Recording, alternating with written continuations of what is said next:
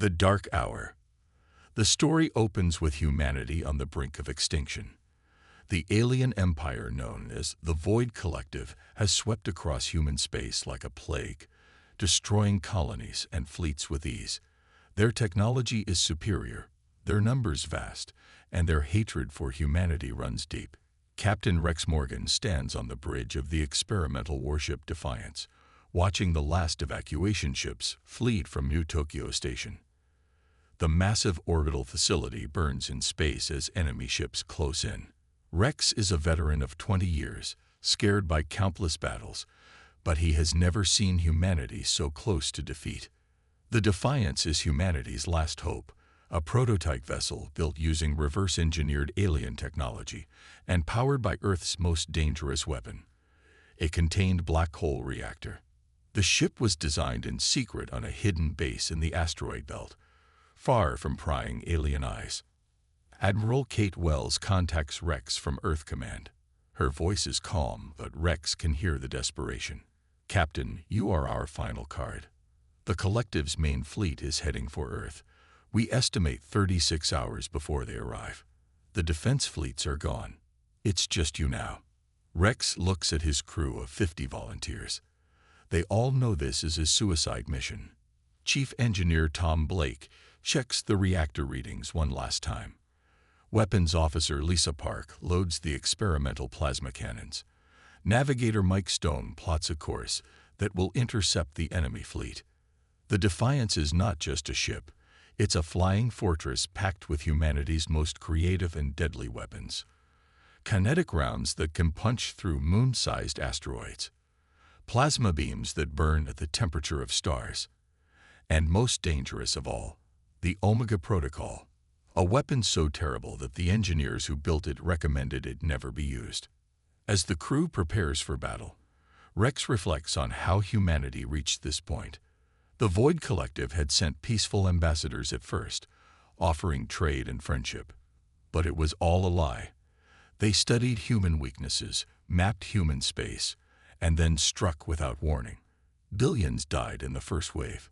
The aliens call humans vermin and disease that must be cleansed from the galaxy. They cannot understand why humans fight so hard for planets of rock and water. They do not realize that every human carries the memories of their ancient ancestors, survivors who refused to give up even when the ice covered the Earth, even when the volcanoes blocked out the sun. Rex gives the order to jump to hyperspace.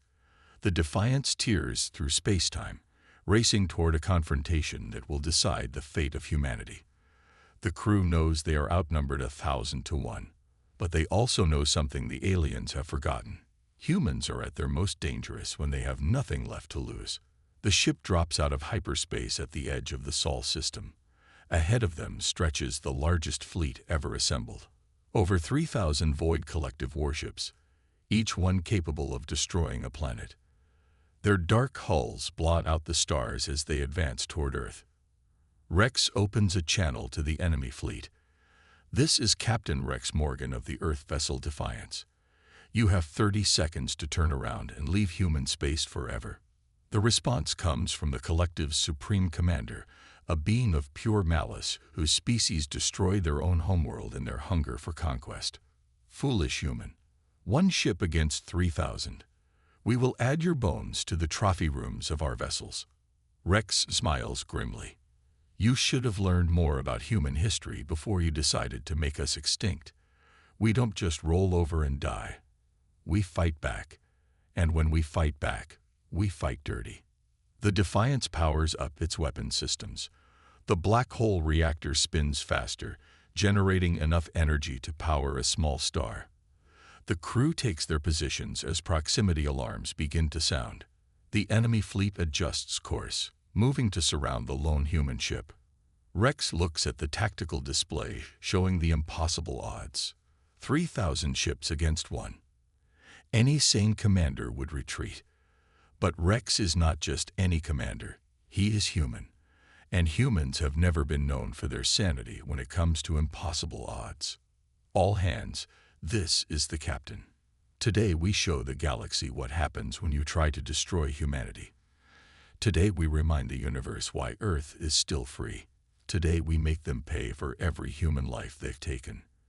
Rex pauses, looking out at the approaching enemy fleet. Fire when ready.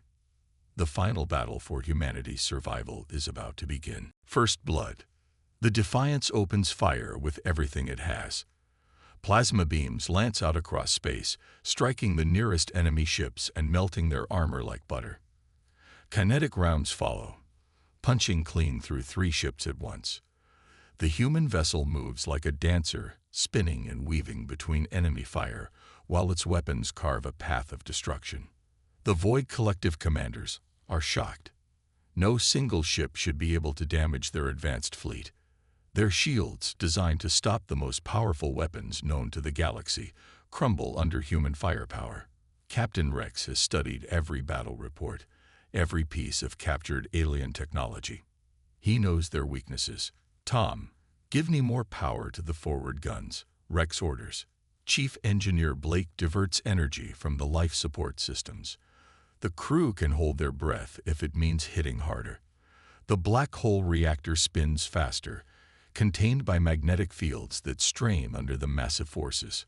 Weapons Officer Lisa Park targets the enemy command ships. These vessels coordinate the fleet's movements and house the alien generals. If she can take them out, the enemy formation will collapse into chaos. Her fingers dance across the targeting computer as she locks onto 6 command vessels simultaneously. Firing solution locked. Captain, Lisa reports.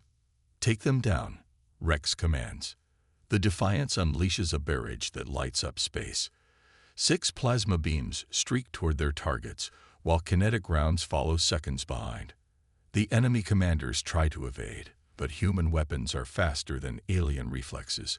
5 command ships explode in brilliant fireballs. The 6th loses its engines and tumbles helplessly through space. The Void Collective fleet staggers as communication breaks down. Ship captains begin making their own decisions instead of following coordinated battle plans. Some charge forward seeking revenge. Others try to maintain formation. The result is chaos. Navigator Mike Stone plots an intercept course with the largest enemy battleship, a massive vessel that serves as the fleet's flagship. Captain, if we can take out their supreme commander, the whole fleet might retreat. Rex nods. Do it. Full speed ahead. The Defiance rockets toward the enemy flagship, weaving between laser fire and missile salvos. The human ship's armor takes hits but holds strong. Earth's engineers built this vessel to survive anything the galaxy could throw at it. As they close the distance, Rex can see the alien flagship's massive guns turning to track them.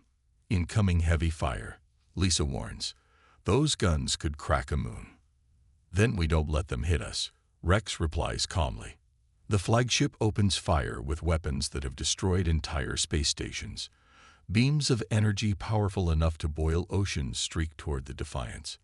But Captain Rex has learned something important about alien technology. It's powerful but slow. Human ships are built for speed and agility. The Defiance drops below the plane of battle, spins 90 degrees, and accelerates straight up. The alien beams miss by kilometers. Before the flagship can adjust its aim, the human ship is already moving again, corkscrewing through space in patterns no alien computer can predict. Tom, prepare the Omega Protocol, Rex orders quietly. Chief Engineer Blake's face goes pale.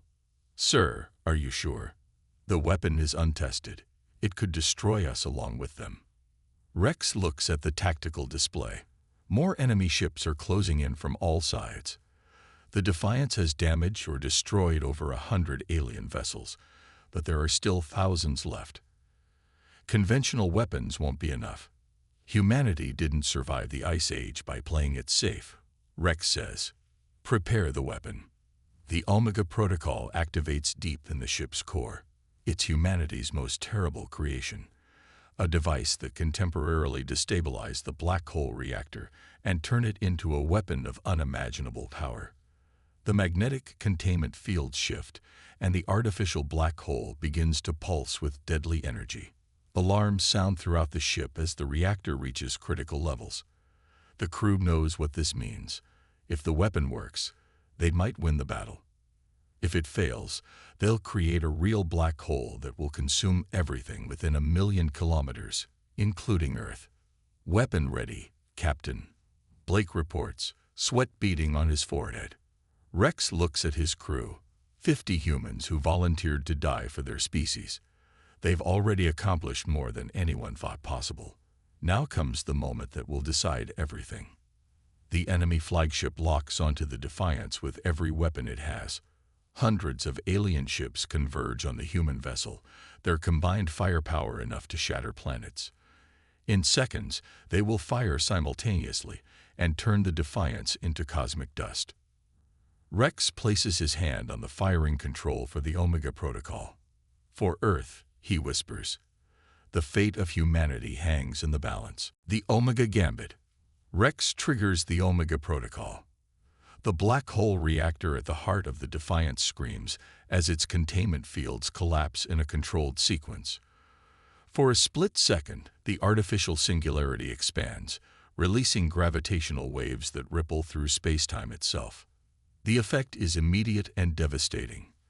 The massive enemy flagship, caught in the gravitational pulse, begins to stretch and tear. Its hull, designed to withstand planet-killing weapons, crumples like paper as space itself warps around it. The ship's massive guns, moments away from firing, twist into useless metal sculptures. But the weapon affects everything nearby.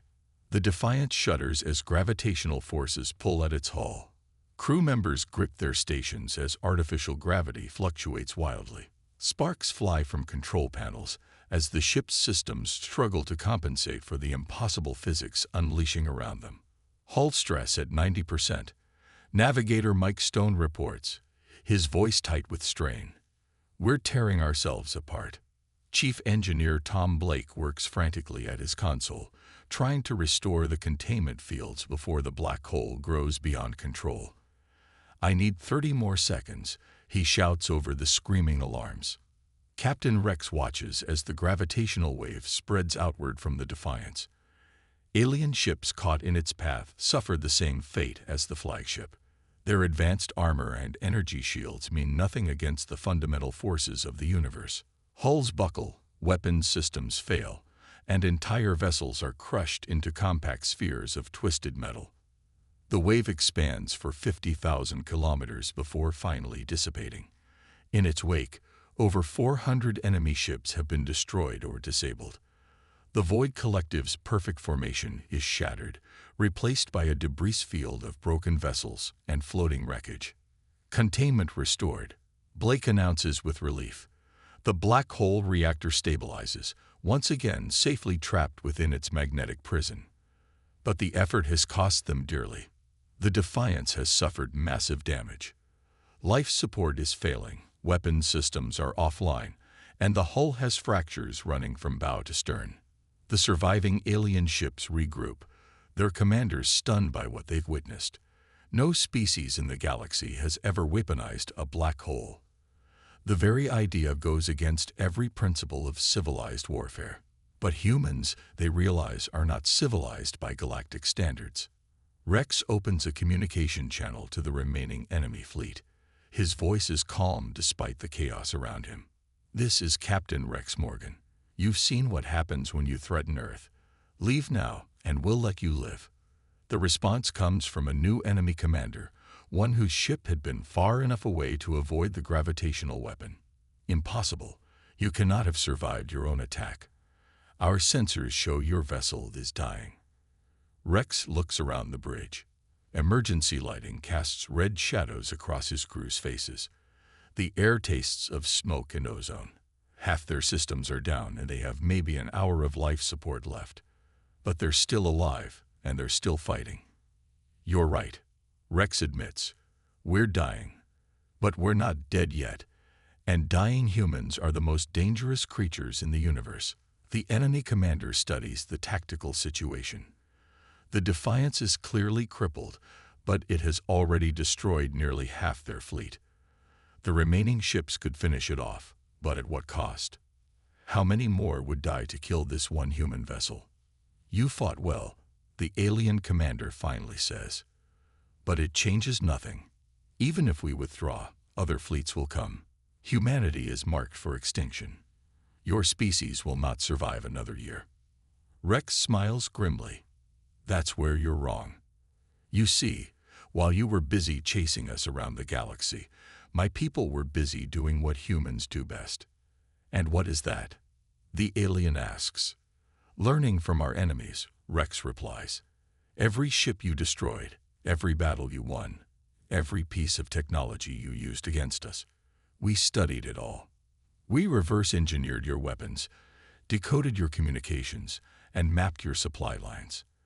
And most importantly, we found something you never expected us to find. The enemy commander's voice takes on a worried tone. What do you mean? Rex activates a secondary communication system, one that has been broadcasting on a specific frequency throughout the entire battle. We found your homeworld. Across the galaxy, hidden human ships receive Rex's signal. These vessels, built in secret and launched months ago, have been waiting in the darkness near the Void Collective's capital system. They carry no weapons, no armor, no defenses. Instead, they carry something far more dangerous, modified versions of the Omega Protocol. The alien commander realizes the trap too late. No, you wouldn't dare. Try us, Rex says simply. The balance of power is about to shift dramatically. The hunter becomes the hunted. The alien commander's voice turns desperate. You're bluffing. No species would risk mutual destruction over a single planet. Rex's laugh is cold and bitter. You still don't understand humans, do you? We're not just fighting for Earth. We're fighting for every human child who will never be born if you succeed. We're fighting for every dream that will die with us. And yes, we'll risk everything for that. On the bridge of the Defiance, Weapons Officer Lisa Park receives confirmation signals from across the galaxy. Captain, all hunter teams are in position. They're waiting for your order. The hunter teams are humanity's greatest secret. While the Void Collective was busy destroying human colonies, Earth's best engineers and pilots were building something unprecedented, ships designed for one purpose only. Each vessel carries a single crew member and a modified Omega device.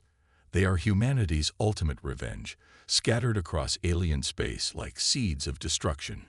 The enemy commander tries to establish contact with his homeworld, but finds only static. The human ships have already begun their work, using advanced jamming technology to cut off all communication. The Collective's vast empire is suddenly blind and deaf, unable to coordinate or call for help. You have 10 minutes to make a choice, Rex tells the alien fleet. Withdraw from human space forever, or watch your homeworld burn. The surviving alien ships begin to panic. Some captains want to attack the crippled Defiance immediately. Others argue for retreat. The perfect discipline that made the Void Collective so dangerous begins to crack under the pressure of facing an enemy that refuses to surrender. Meanwhile, on the damaged human ship, Chief Engineer Tom Blake works frantically to keep the life support systems running. The air is getting thin and the temperature is dropping. Several crew members have already collapsed from oxygen deprivation, but nobody complains. They all knew this was a one-way mission.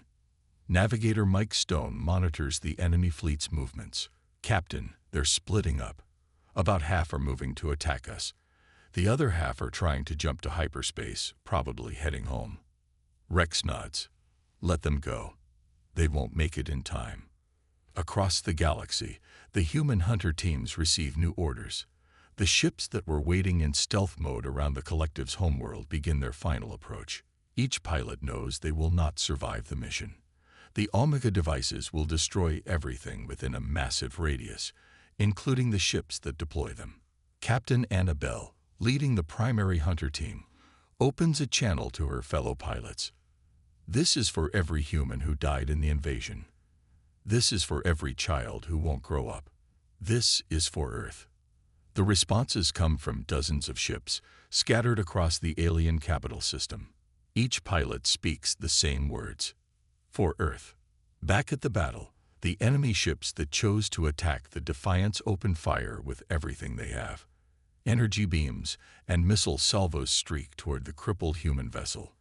Rex watches them come, knowing his ship cannot evade or defend itself effectively with so many systems down.